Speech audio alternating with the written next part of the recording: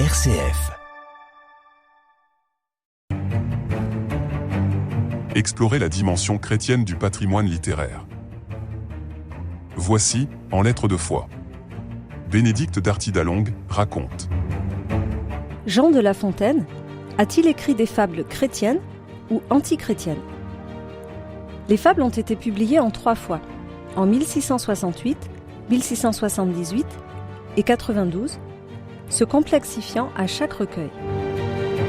La Fontaine en a-t-il profité pour glisser des morales chrétiennes ou, au contraire, prendre une distance avec cette religion ? Pour proposer quelques éléments de réponse, j'ai sélectionné 3 fables avec un titre pouvant annoncer un contenu à caractère chrétien.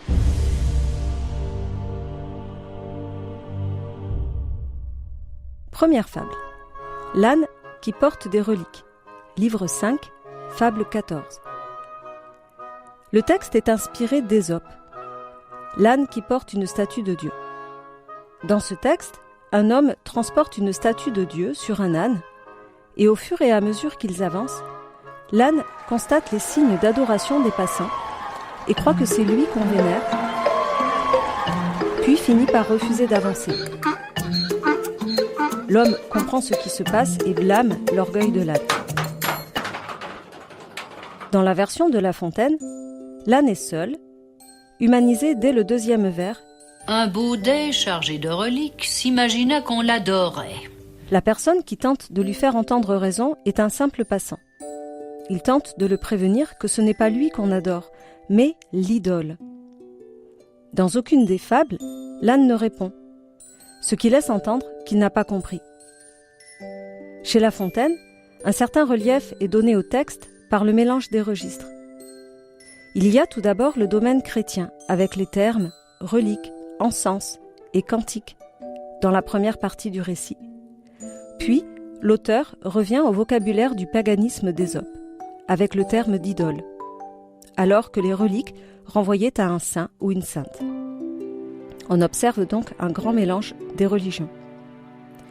Les 2 derniers vers, d'un magistrat ignorant, c'est la robe qu'on salue, recontextualisent la critique de l'auteur de manière beaucoup plus contemporaine et concrète, puisqu'il souligne le rapport au respect du costume, quelle que soit la compétence du magistrat.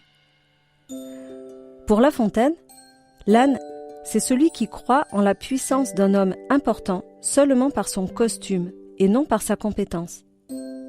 Ainsi, le motif chrétien n'est pas du tout approfondi dans ce texte. Il attire peut-être seulement l'attention du lecteur, mais pour mieux le surprendre.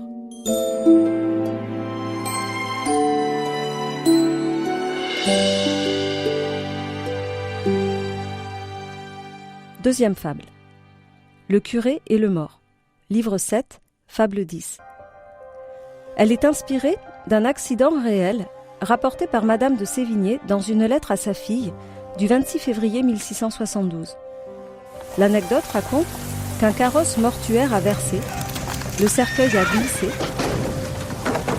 s'est ouvert et le couvercle a décapité le prêtre qui marchait à côté. La fable de La Fontaine suit la célèbre laitière et le pot-au-lait. Je rappelle l'histoire d'une jeune laitière portant un panier d'œufs au marché qui songe à tout ce qu'elle va acheter avec l'argent de la vente, mais qui fait tomber les œufs et qui n'aura donc rien du tout. Dans Le curé et le mort, le curé est présenté avec les mêmes pensées. Il est content de cet enterrement. Monsieur le mort, j'aurai de vous tant en argent, et tant en cire, et tant en autres menus coups. Voici les pensées que le fabuliste lui attribue. C'est un curé pressé. Un curé s'en allait gaiement enterrer ce mort au plus vite. Ce qui sera la cause de l'accident. Il y a ici une critique de l'absence de spiritualité du pasteur, un matérialisme qui, ceci dit, n'est pas original. La fable, en effet, est une sorte de réécriture de la laitière et le pot-au-lait, comme un jeu littéraire, une variante sur un autre thème.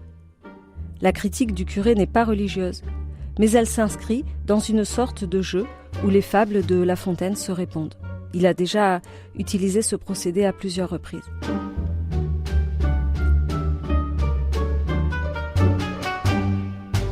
Troisième fable, le cierge. Livre 9, fable 12. Cette fable a une origine latine de l'auteur Abstémius, et le premier vers est une référence au livre 4 des Géorgiques de Virgile. C'est du séjour des dieux que les abeilles viennent. Les premières, dit-on, s'en allèrent loger au mont Hymette et se gorger des trésors qu'en ce lieu les zéphyrs entretiennent. La fable ignore donc totalement le motif religieux, malgré le terme de cierge, appliqué pourtant au rite chrétien et qui constitue le titre. Nous voyons comment La Fontaine se joue des attentes du lecteur en l'envoyant sur une fausse piste et mélange avec brio les références littéraires. Il va plus loin ici que dans la fable de l'âne, car le personnage est un cierge.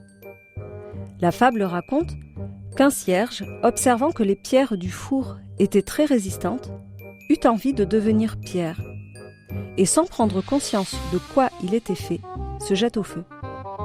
Il fut donc condamné à fondre et à disparaître.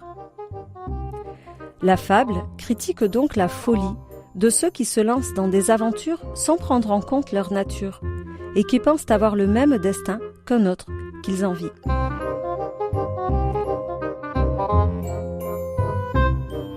Pour conclure, nous voyons que La Fontaine joue avec les motifs chrétiens comme avec d'autres, sans parti pris contre la religion. Il utilise le fait que tous ses lecteurs maîtrisent le vocabulaire chrétien pour les amener sur de fausses pistes, les surprendre et, comme très souvent, dénoncer la vanité humaine. Il n'est donc question ni de fable chrétienne ou antichrétienne, mais d'une habile utilisation psychologique d'un vocabulaire admis, rendu neutre par l'universalité de son usage. C'était En lettres de foi, avec Bénédicte Darty d'Alongue.